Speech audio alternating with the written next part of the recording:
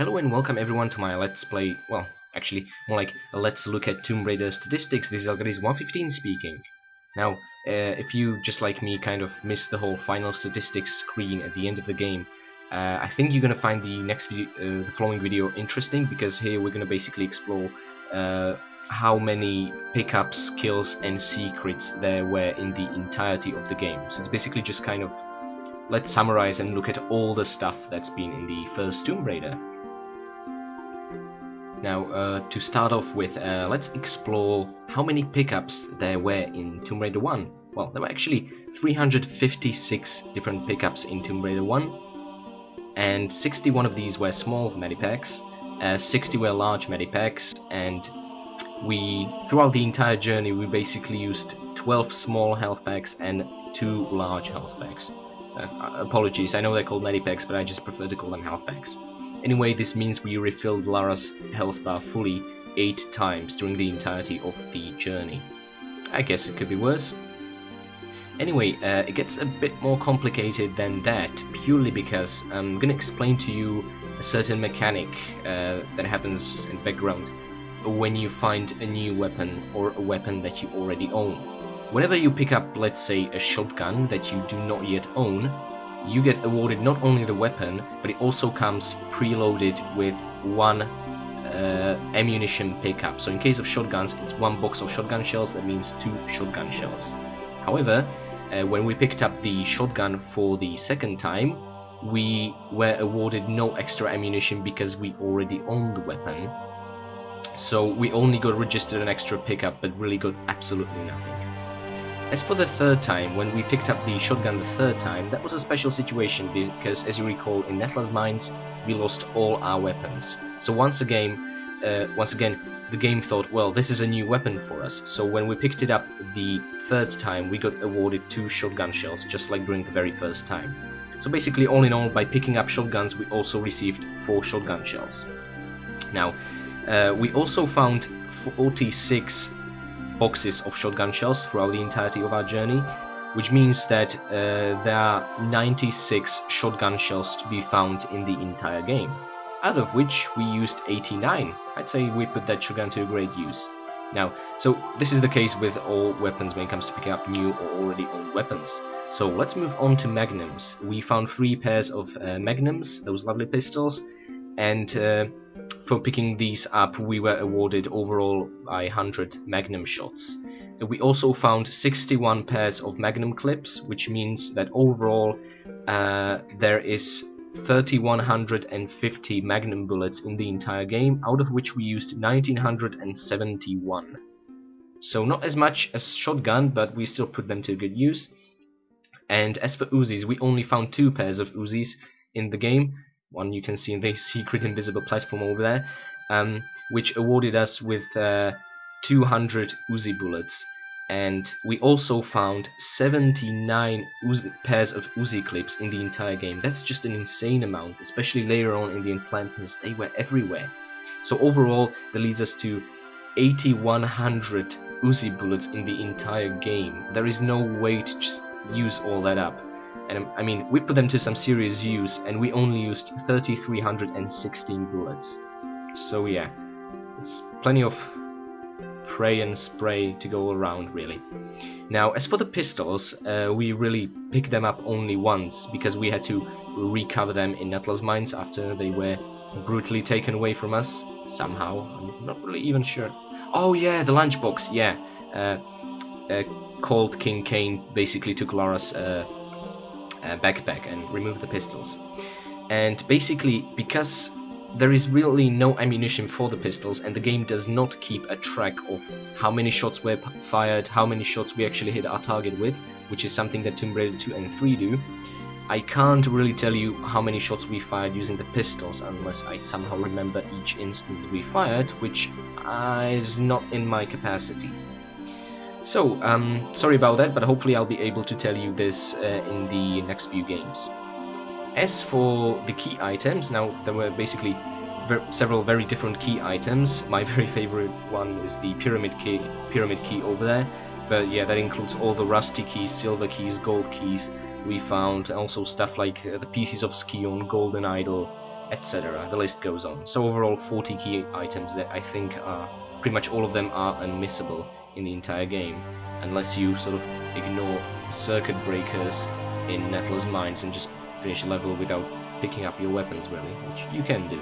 Now onto something you will probably find even more interesting, the kills. During the entirety of Lara's first adventure, well not chronologically but gameplay wise speaking, she killed 293 enemies. Wow, Lara, you're a cold-hearted bitch, you know that? That's just horrible. Anyway, I'm gonna split this statistic into basically two categories. I'm first gonna introduce you to basically more generic opponents, and then I'm gonna move on to basically more unique opponents and bosses, that sort of thing.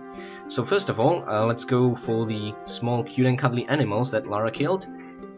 We have killed 51 bats, 29 rats, 26 wolves, 22 crocodiles. Yeah, you can see Lara going for that victory sliding shotgun shot over there. 3 bears, 37 gorillas, that's Miles and all his vengeful friends over there, and 28 lions, 15 panthers, 9 raptors, and 12 mummies, which is Sean and his gigantic family. Then there were 26 mutants, 18 flying mutants, which I prefer to call demons really, and 7 magnificent centaurs. So yeah, quite a lot of bloodshed over there. Now, as for the more unique opponents, or bosses, however you prefer to call them, there was the T-Rex in the Lost Valley, basically. Then there was Larsen, which we actually killed at one point in the Tomb of Qualopeg level, and then in the Sanctuary of the Skion, if I'm not mistaken, and each time we defeated Larsen, we got awarded a kill, even though the first time wasn't technically a kill. Then there was Pierre de Pont, that bloody bastard. For all the times and scuffles we got into with him, we got awarded only 1 kill at the Tomb of Tihocan. I know, it's very sad really. Now, then there was the very funny looking cowboy with his ginormous moustache. Then there was poor little kid. Yeah, I still think his name is Jerome. And then there was the guy whose name I finally found out. His name is Cold Kin Kane, all with K. I have no idea what sort of name that is, but well, there you have it. We had a lovely shotgun duel with him, I believe. Anyway, then there was the disgusting Torso boss, then Natla herself, and even though we sort of defeated her twice in that particular fight, the first time she only played dead, so it didn't really count as a kill, and we only got awarded 1 kill after we finally finished her off. Okay, now, then there was the piece of the Skion, which is kind of the weirdest enemy in the entire game. Yep, you have to destroy it and shoot it and thus be awarded a kill. I guess it's not supposed to be an enemy really, it's just how they fooled the game into working that way. And then there was the Doppelganger. However, mind you, Doppelganger is the 294th enemy in the game, which however does not count as a kill, because the entire point of the Doppelganger is to lure him into a trap, which is an environmental death of an enemy. That is not a kill that we would be awarded into our kill statistic. I double checked, that is indeed the case. So I'm guessing we can kill him, but not kill him and survive, because when Doppelganger dies, Lara dies, if we shoot him with any weapon out there. So yeah, it's just depressing as that.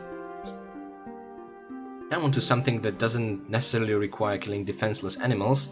Lara discovered 45 secrets over the course of her adventure. Now mind you, actually having all 45 secrets sort of triggered, we only managed thanks to the unofficial secret patch, because yeah, there's the glitch that in the very last level, the Great Pyramid, it sort of as for the very last secret, basically the secret count doesn't work. You can either get 1 secret or 2 secrets. The problem is that both second and third secret count as a second secret, so there's just no way to get triggered all 3 of them. It's just a minor sort of mistake in the script, but as I said, using the link to the unofficial last secret fix that I'll provide in the video, you can just get around that problem if you can.